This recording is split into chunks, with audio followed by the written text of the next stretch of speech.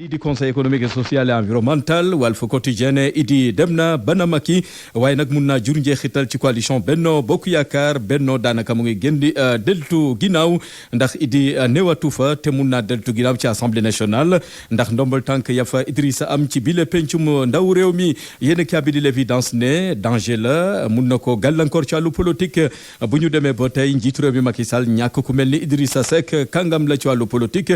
ku bari pexe la ci wàllu politique. ne saay bu waxee ñëpp déglu ko ndax Idrissa Seck du gàllankoor njiitu réew mi Macky Sall noonu la yéen a bi di l'évidence faram-fàccee mbir yi yor-yor bi xëy du ñëw faram-fàcceel diggante idek Macky tàqaliko nañu ci tàqaliko sax la ñu mujjee mburoog sooma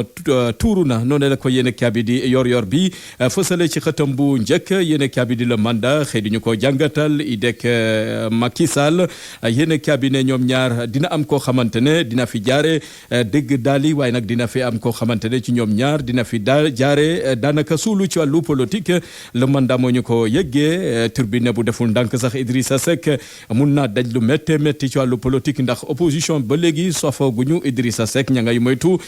Idrissa Seck yéen a cabinet plan yamu na soon moom idi mujjee na ca nermelu daanaka daanu na ci escalier coalition Benno Bokk Yaakaar ndax ñaar ci ay ministre yoo xamante ni ñu ngi woon ci gouvernement bi daanaka jëlee leen fa Idrissa Seck ne bokkatul ci coalition Benno Bokk Yaakaar nara wéet ci xare bi yéen a bi di critique ne Idrissa Seck ban njiitu réew Macky Sall waaye nag jot na koo xalamal bakk na tàgg na njiitu réew mi Macky Sall ci liggéeyam mu ngi ci yéen a bi di critique yéen a bi di le peuple quotidien di ñu xam lekk majorité présidentielle Idrissa Seck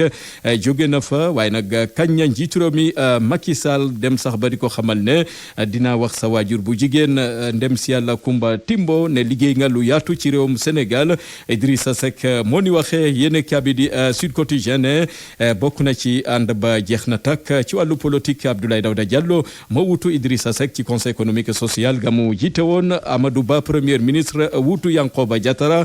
ci tàggat yaram Saleh Diop moom ki nga xamante ne mooy Amadou Ba moo jël place am moom la ñu dénkoon wàllu càmm gi ñaari ministères yoo xamante ne ñoom la ñu teg ci ndoddu ak njëgam saay bu ñu génnee ñoom ñaar kenn ku ne dina xam kan ma ëpp doole